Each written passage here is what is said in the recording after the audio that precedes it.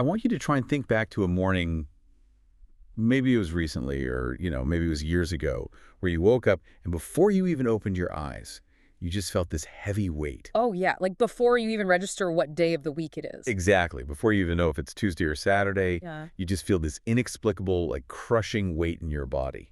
And I'm not talking about the physical exhaustion of like a bad mattress. Right. Or like a late night out or something. Yeah, exactly. I'm talking about heavy emotional gravity, like a lingering, almost toxic exhaustion. And it didn't come from anything you did while you were awake, right? No, it came from the dark, from while your eyes were closed. Right. From something that happened while you were asleep. It's that feeling where you haven't even thrown off the covers yet, and already, you just feel profoundly defeated by the day. It's a very specific, deeply unsettling kind of fatigue. I Yeah. mean, it's the sensation of having run a grueling psychological marathon while your physical body was supposedly resting. Supposedly resting, exactly. Right. You wake up with the distinct neurological hangover of having been in a fight for your life. Mhm. And you're completely unaware of the battles your mind was waging in the dark. Yeah, and usually, how do we handle it? We just shake it off. Oh, we always brush it off. We blame it on, like, eating something too late. Or sleeping in a weird position, or maybe just stress at work, and we just, stumble to the coffee machine hoping the caffeine will wash it away. Which it rarely does. No, it really doesn't.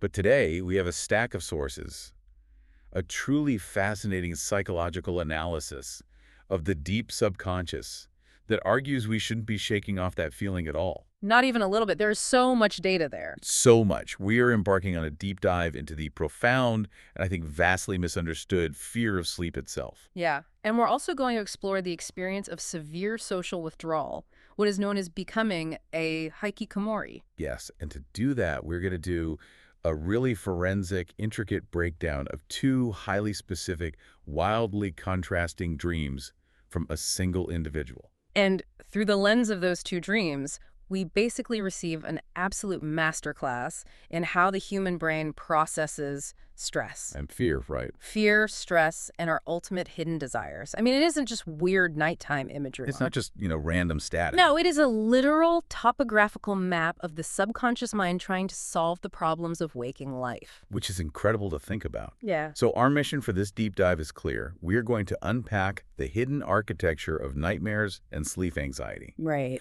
We'll decode exactly what our brains are desperately trying to tell us when we are at our absolute most vulnerable. It's such a vulnerable state. It really is. And perhaps most importantly, we're going to prove that sometimes our darkest, most stressful, most utterly exhausting dreams are actually hiding a deeply rooted, almost indestructible biological imperative for hope. Which is the most surprising part of all this, I think. Definitely. I absolutely love how the brain acts as this involuntary rogue storyteller the second we lose consciousness. Huh. Okay, let's unpack this. Because usually we frame sleep problems as insomnia, right? Yeah, like I want to sleep, but I can't. My mind is racing, that kind of thing. Exactly.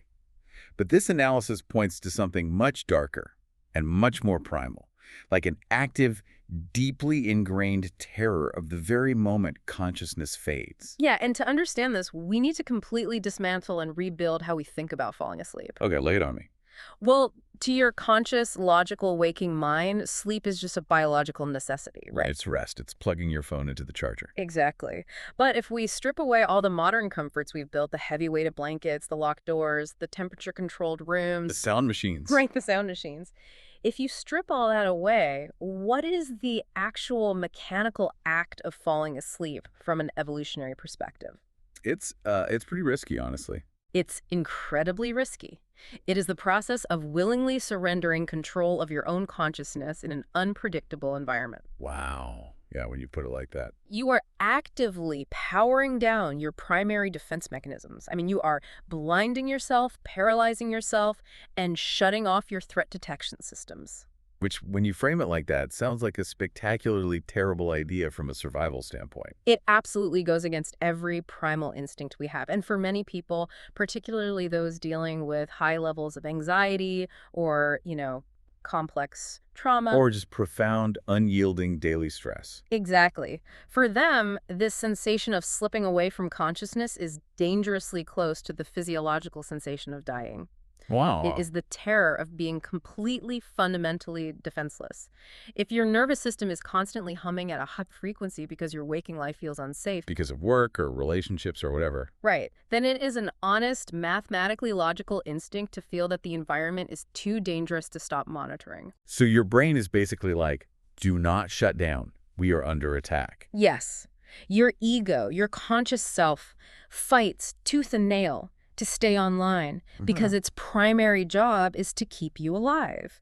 And it fundamentally believes that if it shuts down, you might not be safe. Or worse, right. Yeah, or worse, the you that goes to sleep might not be the you that wakes up. But wait, let me push back on that a little, because representing you, the listener, I'm thinking, I've slept every single night since the day I was born. Right.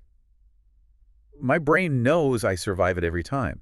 So why would my nervous system suddenly decide, at age 30 or 40, that sleep is a lethal threat? That's a really good point. Like, why hasn't the brain updated the software to realize that my bedroom isn't a savanna filled with predators? Because the brain doesn't judge safety by historical statistics. Okay, then what does it judge it by? It judges safety by current neurochemical states. Oh, I see. Yeah.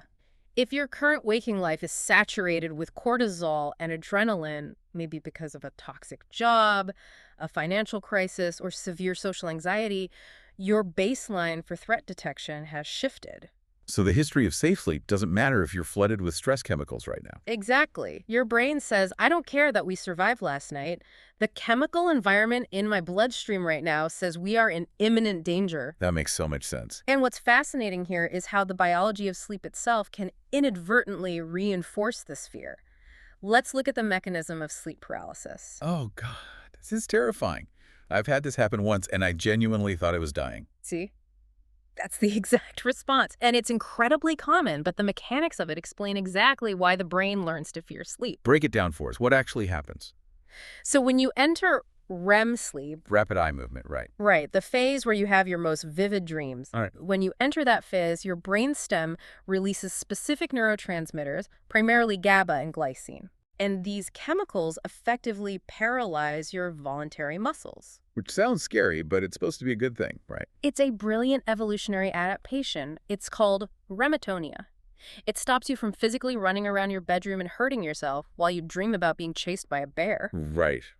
Otherwise, we'd all be launching ourselves out of windows. Exactly.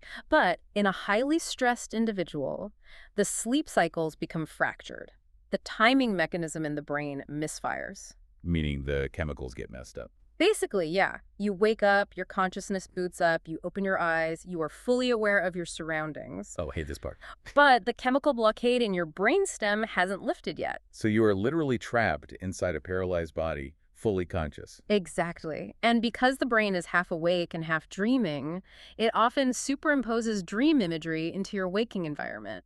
Like seeing a dark figure in the corner of the room. Yes, or feeling a crushing weight on your chest. It creates these hallucinations to explain the paralysis to the conscious mind. That is just, it's a living nightmare. It is. Or consider waking up in the dead of night with a pounding heart from a full-blown panic attack. Yeah, where you just bolt upright, gasping for air. Right. Your body was surging with adrenaline while you were completely unconscious. When these intense, terrifying biological misfires happen, the brain takes meticulous notes. It's building a case against sleep. It's rewiring its associations and Yeah. says, see, I told you it wasn't safe to hand over the steering wheel. It's like being forced to hand over the steering wheel of a speeding car to a total stranger while being blindfolded. Exactly. And just being told, relax, it'll be fine.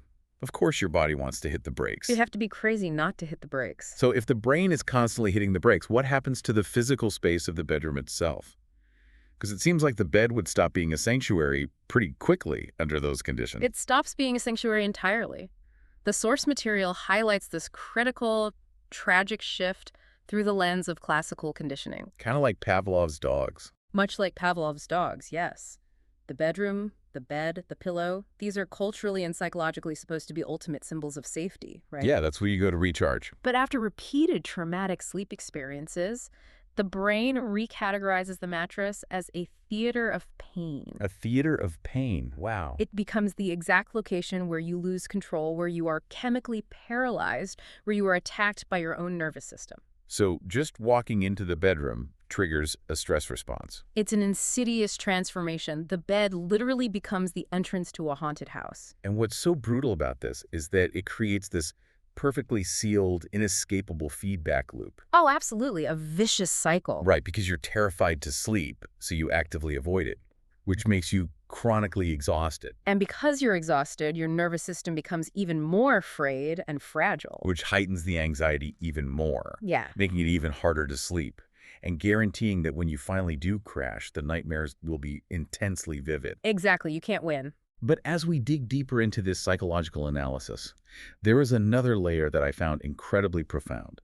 The dread of tomorrow. Yes, it's not just the act of surrendering consciousness that's terrifying or the fear of the nightmares themselves.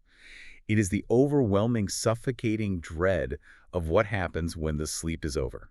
This is the phenomenon of anticipatory anxiety, and specifically applied to the dread of tomorrow. Right. This is where the psychological analysis moves beyond basic biology and gets deeply into the human condition.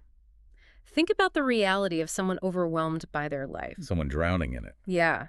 Whether that's someone trapped in a cycle of severe depression, failing relationships, or in the specific case studied in this source, a hikikomori. Okay, let's actually pause and define that for the listener, because the term hikikomori carries a lot of specific weight. It's not just being like an introvert, right? Not at all. Hikikomori is a term that originated in Japan, though the phenomenon is observed globally now. It refers to individuals, often young adults, who experience such profound, paralyzing social anxiety and pressure that they completely withdraw from society. Like they don't go to work or school. They refuse to leave their homes entirely, often isolating themselves within a single bedroom for months or even years. Years.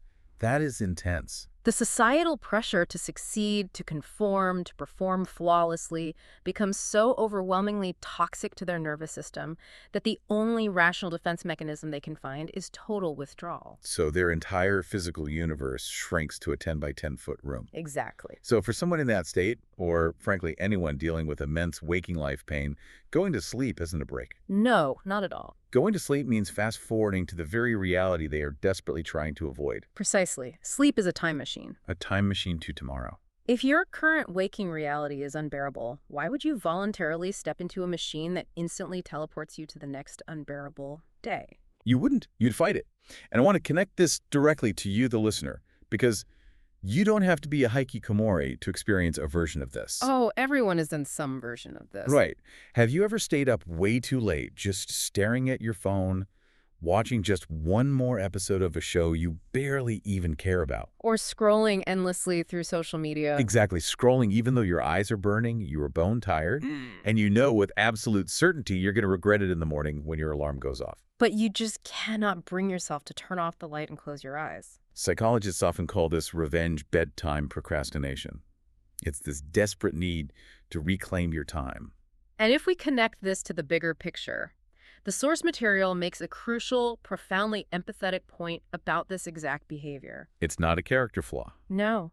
Whether it's scrolling on your phone at 2 a.m. or the extreme avoidance of a hikikomori, wanting the current day to stretch out indefinitely and explicitly not wanting to wake up to tomorrow is not laziness. It is not self-indulgence.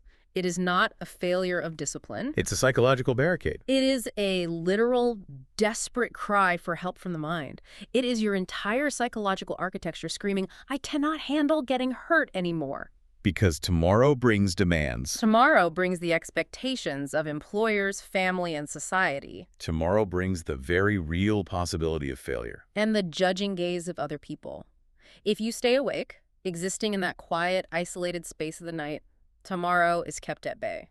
The night is like a pause button on the onslaught of reality. A pause button, exactly.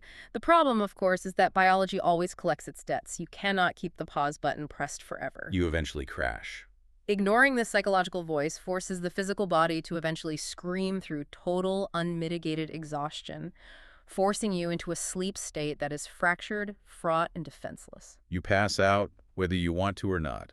And that brings us to the absolute core of this deep dive. We've established the intensely fraught, terrified state of the dreamer's mind, right? Yeah. They are terrified of losing control, terrified of the physical bed, and completely dreading tomorrow. So what actually happens to the subconscious when this person finally crashes into a brief, uneasy sleep? This is where the specific dream analysis comes in. Yes. The source provides us with an intricate breakdown of two specific dreams from the same hikikomori individual. Let's start with the first dream, because it is a masterclass in how the brain translates abstract emotional pain into visceral physical imagery. The first dream is remarkably vivid and physically claustrophobic. Set the scene for us. While the dreamer finds themselves back in a high school classroom, they are being relentlessly bullied, they are being physically beaten, and they are eventually jammed and sandwiched tightly between two wooden school desks, unable to move. Ouch. But the key detail here, the true psychological anchor that gives this entire dream its meaning, is the specific identity of the bully. Right. It's not a stranger. It isn't a faceless monster. It is a former classmate who, in the real waking world, was distinctly, undeniably weaker than the dreamer. Okay, hold on. This is where I really have to push back, because this feels totally counterintuitive to how I understand the brain works. How so? Well, if I am failing at life, right, if I am paralyzed by the world and hiding in my room, wouldn't my brain create a massive, terrifying monster to justify my failure? I see what you mean. Like, wouldn't it create a Godzilla or a 10-foot-tall demon so my ego could say, see, the world is too big and scary, it's okay that I'm hiding? That would be a convenient excuse. Right. Why on earth would the subconscious go out of its way to humiliate me by having me lose a fight to a weaker kid? What is the biological or psychological utility in humiliating yourself? That is exactly the right question to ask because it cuts to the difference between fear and shame. Fear and shame. Okay. If your brain conjured Godzilla, that would represent an external fear, an insurmountable obstacle that no one could blame you for losing to. Right. Nobody beats Godzilla. But this dream isn't about fear. It's about the deep, corrosive shame of executive dysfunction. The brain isn't actually dreaming about that specific, weaker classmate. The subconscious is using that person as a proxy, a stand-in. So the classmate represents something else entirely. Yes. The weaker opponent represents a very specific flavor of real-life problem. It represents an issue. Maybe it's a basic work task. Maybe it's making a phone call. Maybe it's just getting out of bed and maintaining personal hygiene that the dreamer's conscious mind fundamentally believes they should be able to control. Oh, wow. That is brilliant, but my God, it is cruel. It's devastatingly cruel. It perfectly captures that crushing, visceral frustration of waking up with that specific taste of defeat. It's the humiliation of tripping over a pebble, not a mountain. Yes, Yeah, exactly. it's that awful, sinking feeling of, why am I losing to this? I'm an intelligent, capable adult. I'm better than this. I should be able to handle this. And the brain is taking their intense feelings of inadequacy about a totally abstract life problem and slapping the face of a weak classmate onto it to amplify the shame. It forces them to look at how far they feel they've fallen. Exactly. The shame is the entire point of the exercise. The brain is ruthlessly processing the massive discrepancy between the dreamer's perceived inherent capability and their actual current baseline of functioning. And look at the physical sensation the dream uses to express this. Being violently trapped, sandwiched tightly between the school desks, completely unable to move. Which isn't just a memory of physical confinement. No, it feels like the ultimate subconscious symbol of a psychological loss of freedom. It's the physical manifestation of a dilemma. A completely paralyzing dilemma. In psychology, we look at this as representing a waking life situation where the individual feels caught between two equally unavoidable, equally devastating options. Like a rock in a hard place. Exactly. Think of the hikikomori's reality. Option A. Go outside, face society, and endure what feels like lethal panic and judgment. Terrible option. Right. Option B. Stay inside forever, endure the crushing loneliness, and watch your life waste away. Also a terrible option. Both options are terrible. You cannot escape either. You are wedged tightly between them. So the absolute physical immobility in the dream, being crushed by the desks, is a direct, one-to-one translation of the psychological paralysis the dreamer feels every single waking second. It's a perfect metaphorical mapping. But that raises another question for me. If the weaker classmate is a proxy for an embarrassing, simple, real-life failure, and the desks are a proxy for a paralyzing life dilemma. Why high school? Yes. Why high school? Why did the brain build that specific stage? Because, I'm in my 30s. I've been out of school for a long time. Me too. And yet, whenever I have a stress dream, I am inevitably back in a linoleum hallway, staring at a locker, realizing I forgot the combination to a lock I haven't touched in 15 years. It's universal. Why hasn't the brain updated its settings? Why is high school the universal hard-coded backdrop for human anxiety? Well, because the brain is remarkably efficient at categorizing emotional states. And high school is hard-coded into almost every human brain as the ultimate environment of rigid rules. Yeah, inescapable social dynamics. And a profound fundamental lack of personal autonomy. Oh, the autonomy piece. Yeah. That makes sense. Think about the structure of a high school. When you are a teenager in that environment, you do not choose your daily schedule. Nope. You do not choose your peers. You must ask permission to fulfill basic biological needs, like using the restroom. Which is wild when you think about it as an adult. It is. You are subject to a social and administrative hierarchy that you did not create, that you cannot dismantle, and that you cannot leave. You're trapped. Your power to change your own circumstances is incredibly limited. So when your adult self is facing a daily stressor where you feel utterly powerless, Like you have no agency over your own life. your brain searches its vast archives for the most visceral, deeply entrenched memory of powerlessness it has. And it invariably lands on high school. It borrows that familiar stage to reenact your current adult distress. The brain is essentially saying, remember the specific flavor of powerlessness? Yes, you're feeling it again right now. That makes an unbelievable amount of sense. It was never about the math test or the locker combination. It's about the biological sensation of being trapped in the room where the math test is happening. Exactly. But the source text notes something really critical about the biology and the timing of this specific dream. This didn't happen during a full, restorative 8-hour sleep cycle. No, it didn't. This occurred during a very short nap or like a brief, highly fractured period of sleep. How does the actual neurobiology of a short, stressed sleep change the nature of the dream itself? It changes the entire chemical landscape of the brain. The source explains a fascinating physiological mechanism. Okay, let's hear the biology of it. When a person is chronically sleep deprived, which, as we discussed, this individual is because they fear sleep, Right. and they finally crash for a short nap, the brain is starved for REM sleep. Because it hasn't been getting enough. Exactly. So it essentially skips the deeper, slower, physically restorative stages of non-REM sleep and plunges almost immediately into REM rapid eye movement sleep. Which is the primary state where we dream. Correct. But here is the critical neurobiological mechanism. During REM sleep, the limbic system, specifically the amygdala, which is the emotional processing and threat detection center of the brain. The fear center. The fear center, yes. It goes into absolute overdrive. It's highly active. However, the prefrontal cortex... That's the part right behind the forehead, right? Yes, the part of your brain responsible for logic, rational thought, reality testing, and telling you that things are going to be okay, that part is largely dialed down or offline. Oh, wow. So you have maximum emotional volume with zero logical oversight. None. So what happens?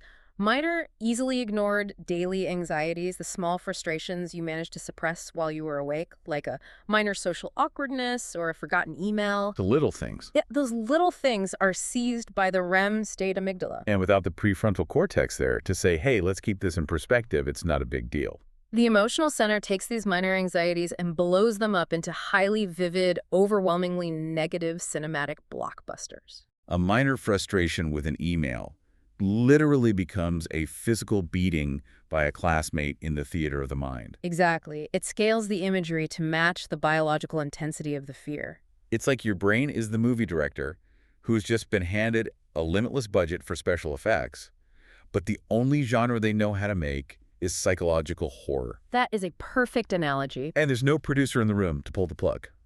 So to synthesize the entire experience of Dream 1, it is a manifestation of pure, unadulterated exhaustion. It is a portrait of defeat, shame, paralysis, and an utter lack of autonomy, fueled by a biological state of hyper-emotional overdrive where the logic centers are literally switched off. That sums it up perfectly. You wake up from that, and of course you feel that heavy toxic gravity we talked about at the very beginning of this deep dive. You feel like you've already lost the battle for the day before your feet even touch the floor. And that is the true tragedy of the first dream. It perfectly reinforces the individual's desire to remain withdrawn. It proves their fears right. It validates the hikikomori state. The waking world is terrifying, yes. But now the dreamer is acutely aware that even their own mind is willing to beat them up when they close their eyes. There is nowhere left to hide. There is no safe harbor left. It's incredibly bleak. But this is exactly where the narrative of this source material pivots, and it pivots hard. It really does. Because what happens when this exact same dreamer with the exact same anxieties manages to sleep just a little bit longer on a different night? The sleep architecture shifts, the brain moves through different cycles, and the subconscious literally changes the channel. It flips the script entirely. And this is where we move from crushing despair to something that I found incredibly, almost unbelievably unexpected. The source details a second dream, Yes. and the scene is no longer a claustrophobic, linoleum-floored high school classroom. Far from it. The dreamer suddenly finds themselves standing inside Elon Musk's sprawling, massive, hyper-modern rocket factory. The shift in scale alone is breathtaking. It's night and day. We've gone from being physically jammed between two small wooden desks in a suffocating room to standing in an immense industrial hangar designed to build vehicles that travel to the stars. The spatial boundary has expanded from inches to infinity. Exactly. But the task they are given in this massive dream space is so beautifully bizarre. It really is. In the middle of this factory, a massive space rocket has been completely dismantled. It has been broken down into millions of tiny microchip-sized pieces. Just a mountain of tiny pieces. And the dreamer is handed a shovel. They are told that they must use this basic, rudimentary shovel to scoop up these millions of tiny microchips, carry them across this massive hangar, and rebuild the space rocket piece by agonizing piece. It is a profoundly striking image. And to truly understand its psychological significance, we have to look at the massive, almost comical contradiction between the dreamer's conscious waking reality and this subconscious imagery. It's a huge disconnect. It is. Consciously remember, this person is a hikikomori. Right. They're terrified of the outside world. Their physical reality has shrunk down to the size of a single bedroom. The idea of going to a grocery store is paralyzing. Yet, when the subconscious is given the reins, it actively chooses a space rocket as the focal point of the dream. Which makes no sense on the surface. A rocket is the ultimate, undeniable symbol of cutting-edge ambition. It represents explosive energy, breaking through the atmosphere, overcoming immense gravity, and operating on a grand, literally cosmic scale. Yes. It is the absolute polar opposite of sitting quietly in a dark bedroom, avoiding eye contact. So how does an isolated, terrified mind even construct this imagery? That's the million-dollar question. Isn't it just random neurological noise? How can someone who is terrified of opening their front door dream of reaching the stars? Because it isn't random noise. That massive contrast proves that a vast hidden reservoir of energy still exists within this person. Really? Yes, the conscious ego is terrified, battered, and just wants to hide to protect the organism. Right. The ego is saying stay in the room. But the subconscious, the deeper biological drive, is screaming out a desire to step back into a wider world. Wow. It is a vivid manifestation of a deeply buried fundamental human wish to be part of something grand, to have an impact, to do something meaningful. So the ambition didn't die. The dream reveals, unequivocally, that the person's ambition has not died. It hasn't vanished. It has simply been buried under mountains of protective anxiety. The biological imperative to thrive is still intact. Completely intact. Okay, I love that, but let's talk about the actual task in the dream, because it's a nightmare in its own right.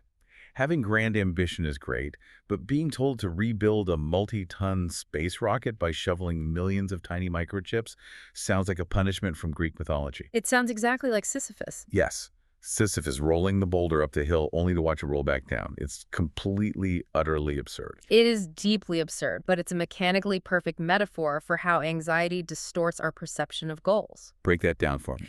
The rocket itself represents the ultimate desired goal: rejoining society, finding purpose, feeling capable. Okay, the big picture. But the chips, those millions of tiny, fragile, disjointed pieces, represent the overwhelming psychological hurdle of the process required to get there. It's the ultimate manifestation of executive dysfunction. Exactly. It's like wanting to write a novel, but your brain is telling you that before you can write a single word, you have to invent the alphabet first, letter by letter, from scratch. Yes, or wanting to get a job, but your anxiety tells you that you first have to completely fix your circadian rhythm. And buy a whole new wardrobe. Then learn how to make small talk again. And write a flawless resume, cure your depression.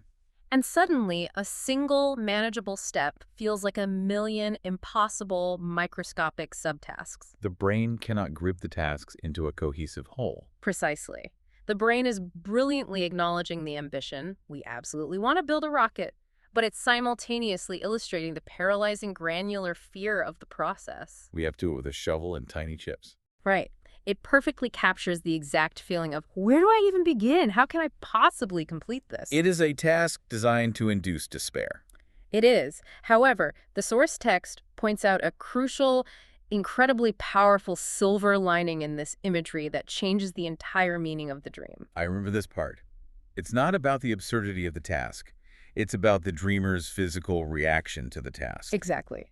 The most important detail of the dream isn't the rocket or the chips, it's the fact that the dreamer was doing the task. They didn't run away. They were physically holding the shovel. They were standing in the middle of that cavernous factory, facing the impossible mountainous pile of microchips, and they hadn't dropped the tool. They hadn't turned around and walked out of the hangar. No. This mind-numbing, infinite task perfectly represents the terror of starting over, yet the simple fact that they were standing there, shovel in hand, proves that their core spirit has absolutely not surrendered. That genuinely gives me chills. It's beautiful, isn't it? Because even in the face of an impossible Sisyphus-style punishment, some deep, unyielding part of them refuses to quit. The biological drive to live and create is stronger than the fear. It really is. And that perfectly sets up the final sequence of this dream, which I think is one of the most moving, emotionally complex pieces of psychological analysis we've ever covered on this show. Oh, without a doubt. Because after the factory scene, the dream logic shifts again. Yes. The dreamer is suddenly transported from the factory floor onto a video call. Just a classic jarring dream transition. Right. They're sitting in front of a screen, and they are being interviewed by a very confident American executive. Okay. And during this call, the interviewer looks right into the camera, directly at the dreamer, and says, "Even as a hikikomori, you are highly capable. I will recommend you to my boss." Which is an incredibly validating thing to hear. Extremely validating. But immediately, inside the dream, the dreamer's conscious mind reacts with intense skepticism. They reject it. Yeah. The dreamer thinks to themselves, that's a lie. That's just flattery. They're just being nice to me because they pity me. They reject the compliment entirely, even inside their own dream. And I have to ask, why would the subconscious construct a scenario to give itself a compliment, only to have the conscious mind immediately block it?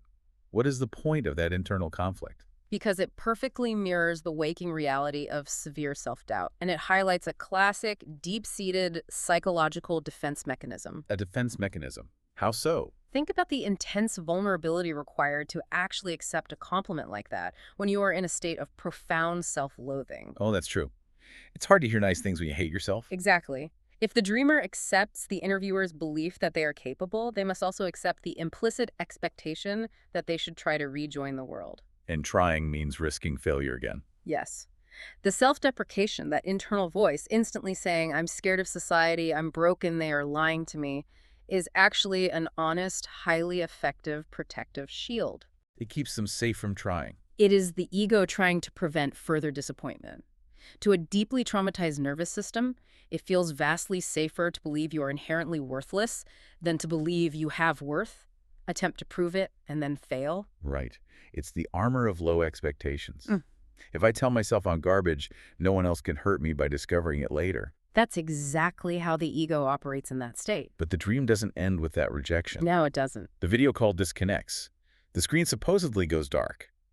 But somehow, through the fluid magic of dream logic, the dreamer can still see through the screen. They become an accidental voyeur into the interviewer's office. Which is such a specific scenario. And through that disconnected screen, they watch as the interviewer turns to their boss. Yes. And they listen as the interviewer genuinely, sincerely, and enthusiastically recommends the dreamer for the position. They see the undeniable proof that the praise wasn't a lie. It wasn't pity. It was real. And this sequence is the absolute masterful crux of the dream's meaning. It gives me goosebumps. We have to ask, why did the subconscious create that specific convoluted moment?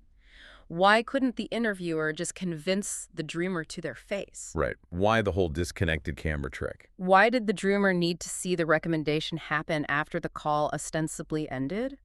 Because we have to remember the fundamental rule of dreams.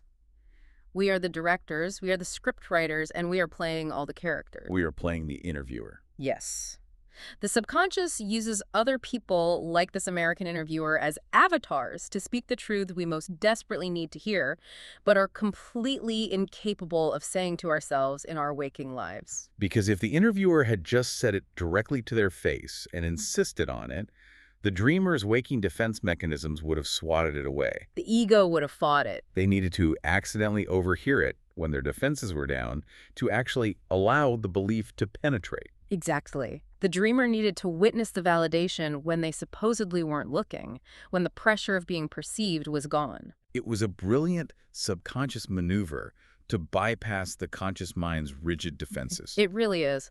And what it reveals is a truth that is universally human, whether you are a hikikomori hiding in a bedroom in Tokyo or a CEO sitting in a boardroom in New York. Which is, Beneath the thick, suffocating, calcified layers of anxiety, fear, self-doubt, and the primal desire to hide away from a dangerous world, there remains a fundamental, burning biological and psychological hope. that's beautiful. It is the deep, unshakable desire to be recognized, to have someone look at you, to see all your glaring flaws, to see your terrors, to see your entire history of failures and withdrawals, and still fiercely, undeniably believe in your inherent value. It is the ultimate desire to be fully known and to be loved and valued anyway. Exactly. To have someone say, I see the anxiety and I see the capability, and the capability wins.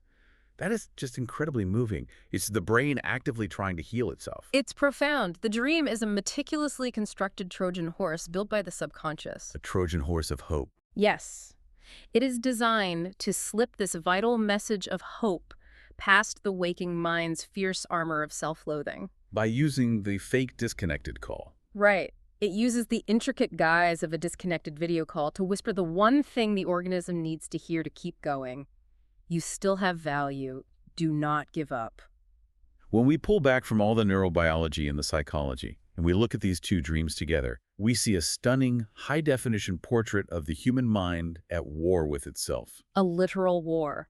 Dream 1 shows us the crushing fatigue of reality, the inescapable powerlessness, the feeling of being trapped by our own perceived weaknesses, the biological overdrive of an amygdala hijacked by anxiety. It is the portrait of a mind buckling under the weight of the world. But Dream 2 reveals the unkillable spark. It shows ambition that somehow survives in total isolation. It shows a human spirit willing to shovel microchips for an eternity just to build a rocket. Yep. It shows a heart that is desperate to be seen as capable. And this beautiful synthesis is exactly why the source text arrives at such a radically empowering conclusion. Empowering is definitely the right word. For anyone listening who struggles with sleep anxiety or chronic exhaustion, or the overwhelming desire to withdraw from the world, the internal narrative is almost always one of failure. The ego says, I failed to sleep correctly.